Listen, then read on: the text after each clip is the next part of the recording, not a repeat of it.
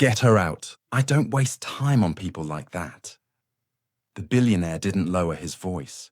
He wanted the entire boardroom to hear. Laughter erupted, security moved closer, and Maya Johnson's outstretched hand hung in the air, rejected and ridiculed. Phones recorded, interns whispered, and the humiliation was staged like theatre. But beneath the billionaire's arrogance lay the cruelest irony.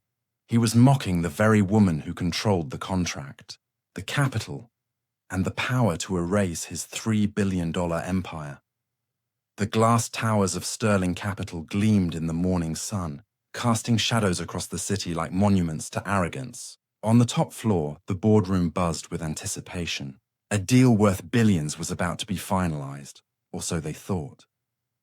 Maya Johnson stepped inside, her stride calm, her folder tucked neatly under her arm. She had built empires before, turned collapsing firms into powerhouses, and now held the future of sterling capital in her hands.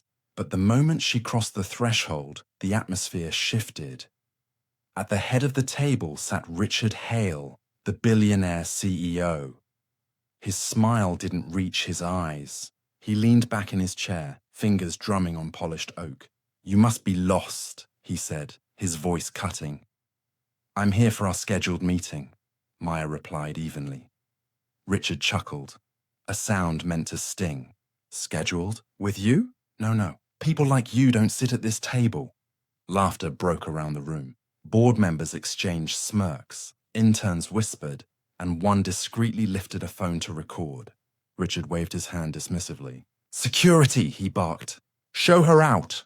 Two guards moved forward, their boots echoing against the marble floor. Maya remained still, her expression calm as her hand was shoved away from the table. "I think you're making a mistake," she said quietly.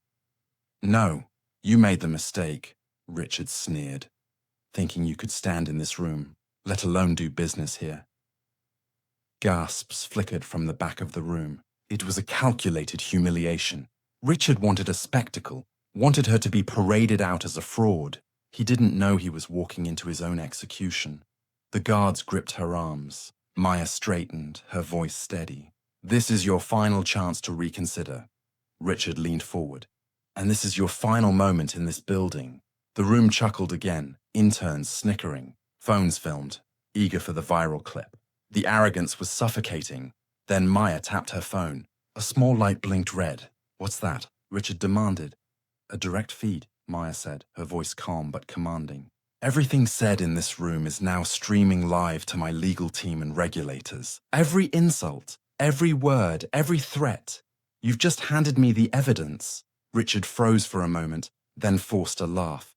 "Cute trick, but you still don't belong here." Maya met his eyes. "Don't I? Then why am I holding 23% of Sterling Capital's shares? Why is my name on the merger contract sitting in your safe? And why, Mr. Hale, am I the legal owner of this building you're sitting in right now?" The silence was instant. Board members shifted uncomfortably. The interns lowered their phones, eyes wide. Richard's smirk cracked. You're bluffing." The doors opened. 3 attorneys strode in, their briefcases heavy with contracts. Behind them came 2 federal regulators, badges flashing under the chandelier's glow. They placed binders on the table, each stamped with Sterling Capital's seal. "Mr. Hale," the lead attorney said sharply, "these documents prove Maya Johnson is not only a shareholder, but the majority stakeholder in your company.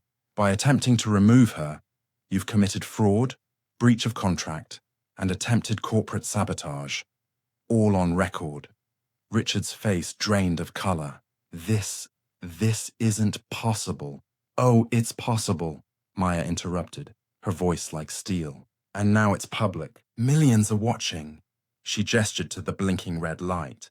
"Do you want to explain to them why you said, 'I don't do business with people like you'?"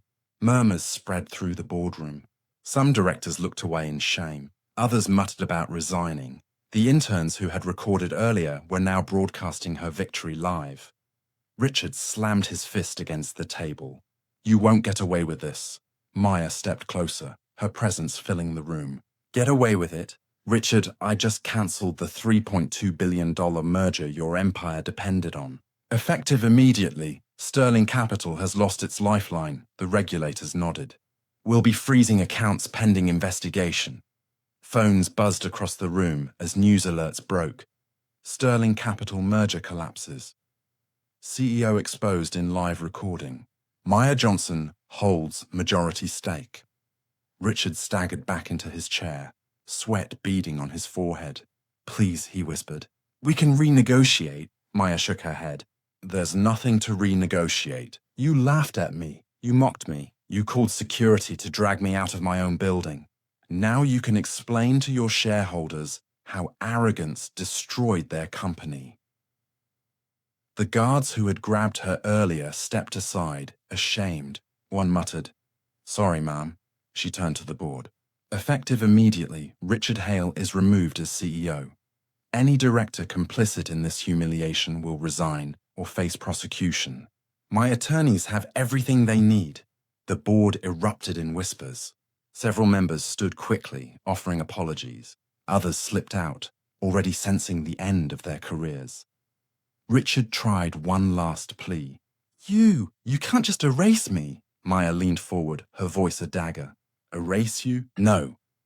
You did that yourself the moment you opened your mouth.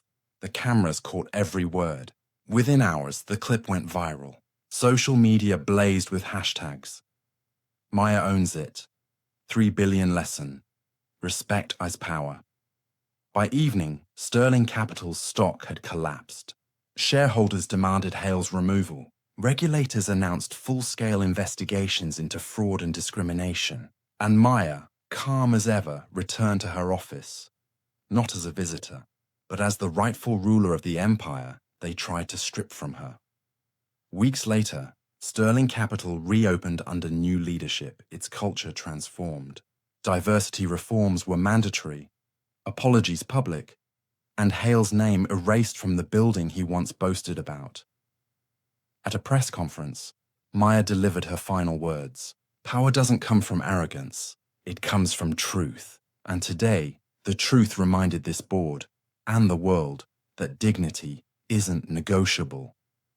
The crowd erupted, applause crashing like thunder as cameras flashed from every angle. Reporters shouted questions, but none mattered. The message had already spread worldwide. Stock markets reeled, Sterling Capital's name collapsed, and Richard Hale was left disgraced, stripped of his empire. Maya stepped down from the podium, her calm presence echoing louder than any speech. She hadn't just cancelled a $3 billion deal. She had rewritten the rules of power. Her humiliation had turned into history, her silence into strength. And from that day forward, her story stood as a reminder. When arrogance rises, truth will always bring it crashing down. They mocked her, tore at her dignity, and tried to erase her power. Yet she turned humiliation into history. If this story left you stunned, hit like right now. Share it so millions more see how arrogance always collapses. Comment your city and the moment that shook you most. And don't just subscribe. Turn on notifications to witness every next reckoning.